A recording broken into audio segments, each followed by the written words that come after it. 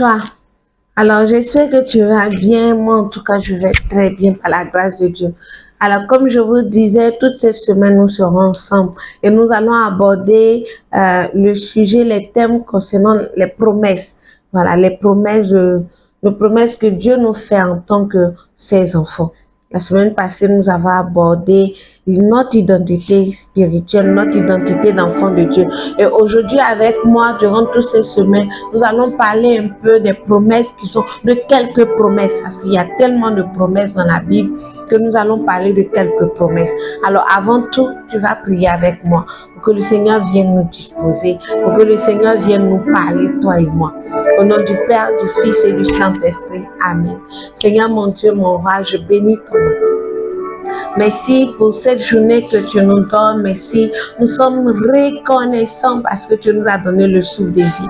Et ce matin, nous voulons, Seigneur, parler de ta part. Seigneur, tu me permets de pouvoir parler de ta part, Seigneur. Je prie que tu viennes sanctifier mes sources, que tu viennes sanctifier mon être, Seigneur, et que tout ce qui va sortir de moi, Seigneur, puisse venir de toi. Seigneur, je prie aussi pour mon frère et ma soeur qui m'écoutent. Dispose son cœur, afin que, à partir de ces quelques minutes d'exhortation, Seigneur, quelque chose, Seigneur, oh, son attention puisse, quelque chose puisse changer dans sa vie, Seigneur, dans le nom de Jésus.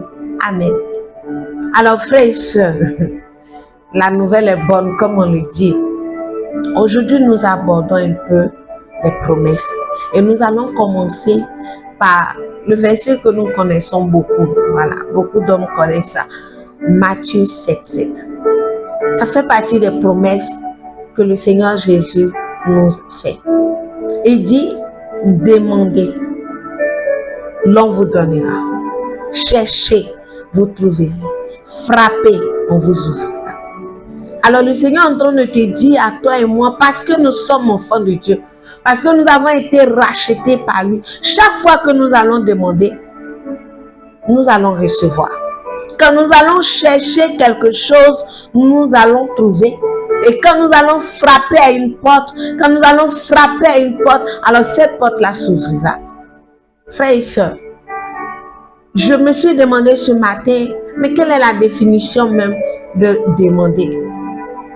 Parce qu'il me faut partir de la définition pour savoir un peu comment je demande, à qui je demande, d'abord même à qui je demande et comment je demande. Et est-ce que quand je demande, je peux toujours l'obtenir comme le Seigneur me dit? Voilà un peu le chemin en quelques minutes. Quand je regardais sur Internet, je me suis rendu compte que, parce que parfois c'est difficile, les mots qu'on a l'habitude d'utiliser, c'est difficile de donner une définition. Alors je suis allée chez mon ami Google, il dit que demander, c'est exprimer un souhait à quelqu'un. Demander, c'est faire connaître à quelqu'un un besoin, c'est prier. Demander, c'est synonyme, c'est quémander, prier. Alors on va s'arrêter là. Ça sous-entend que demander, on s'adresse à une personne. Nous devons donc connaître la personne pour savoir comment demander. Parce que la manière de demander, la manière de chercher, la manière de frapper dépend de celui à qui nous nous adressons, dépend de la connaissance que nous avons d'une situation. Vous voyez? Alors ici, comme nous sommes dans le domaine spirituel, nous sommes en train de parler de la part de Dieu. Alors nous demandons à Dieu. Nous demandons au Créateur, nous demandons au Dieu qui a créé l'univers. Mais laisse-moi te dire, regarde un peu. Il n'a pas voulu être un Dieu lointain pour toi et moi. Il a voulu être un Père. C'est pour ça que Jésus va dire, quand tu veux prier, quand tu veux demander quelque chose au Seigneur, dis notre Père qui est aux cieux. Alors toi et moi, quand nous demandons, nous nous adressons à notre Père qui est dans les cieux. Comment nous pouvons nous adresser à notre Père qui est dans les cieux? Comment nous pouvons exprimer nos souhaits à notre Père qui est dans les cieux? Vous voyez, la manière de demander dépend de la personne, de notre relation avec la personne qui est devant nous. Si tu as affaire à un directeur de société, à une autorité, la manière de t'adresser à lui est différente de la manière dont tu vas t'adresser à ton époux, à ton épouse, à ton ami intime.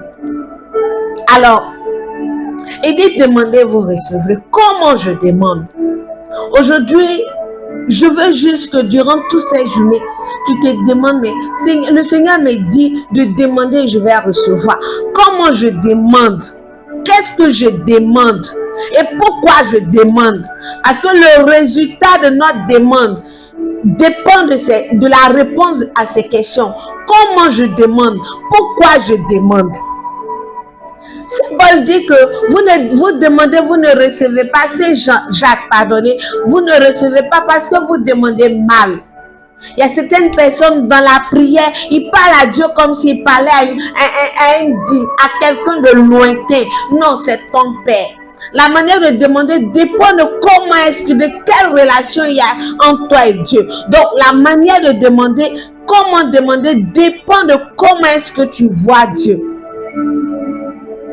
Comment est-ce que tu vois Dieu? Parce que lui, sa promesse est claire. Il dit demande et tu vas recevoir. Il dit cherche et tu vas trouver. Lui, il va veiller à ce que tu trouves. Mais comment tu cherches, mon frère? Avec qui tu cherches? Est-ce que tu cherches, ce que tu cherches est conforme à sa parole? Parce que c'est tout ça là qui donne le résultat. Est-ce que ce que tu cherches est conforme à sa volonté pour toi? Est-ce que ce que tu demandes est conforme à sa volonté pour toi? Parce que quand le Seigneur te dit demande et tu vas recevoir, il te demande de demander ce qui est conforme à sa volonté pour toi. C'est pour ça qu'en un premier temps, tu dois chercher à le connaître et à connaître sa volonté pour ta vie. Il dit frappez et l'on vous ouvrira. Frappez, pardonnez, et l'on vous ouvrira. Mais tu frappes comment? Tu frappes à quelle porte? La promesse est claire. La promesse est vérité. Mais parfois nous échouons ou bien nous n'arrivons pas à rentrer dans cette promesse parce que nous frappons mal ou bien nous frappons à la mauvaise porte. Nous frappons à la mauvaise porte. Ce matin, je vais m'arrêter là pour te dire, le Seigneur dit qu'on demande, il va nous accorder. Il dit qu'on cherche et on va trouver. Qu'on frappe et la porte va s'ouvrir. Réfléchis avec moi. Durant toutes ces journées, médite à comment tu demandes. Ce que tu demandes actuellement, comment tu demandes? Pourquoi tu demandes? Ce que tu cherches, comment tu cherches? Où tu vas chercher? La porte que tu veux qu'elle s'ouvre pour toi, comment tu frappes? Est-ce que tu la frappes, c'est-à-dire aujourd'hui tu viens, tu frappes un peu et puis tu viens plus là, jusqu'à dans 10 jours, dans 1 mois, tu reviens frapper. Tu dis, ah, depuis il frappe, ça ne s'ouvre pas. Comment tu frappes? Est-ce que tu es persévérant dans ta demande? Est-ce que tu es persévérant dans ta recherche? Est-ce que tu es persévérant quand tu frappes? Et enfin, est-ce que ce que tu demandes, ce que tu cherches et la porte que tu frappes, est-ce que c'est conforme à la volonté pour toi, de Dieu pour toi? Alors, je veux juste que toi et moi, on médite sur ça. On sera à demain. Que Dieu te bénisse. Seigneur notre Dieu, tu as été avec nous. Et papa, tu nous amènes à méditer durant toutes ces journées. Parle-nous, parle à mon cœur. Seigneur, dis-moi, je sais que ta promesse est vérité. Tu dis de demander, tu vas m'accorder. Mais Seigneur, il y a des intentions, il y a des choses que je demande, que je cherche. Il y a des portes que je frappe qui ne s'ouvrent pas depuis. Seigneur, ouvre mon esprit. Ouvre l'esprit de ma soeur. Parce que la Bible dit que vous connaîtrez la vérité. Et c'est la vérité qui va vous affranchir.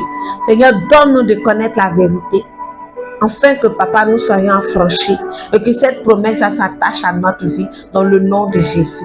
Amen.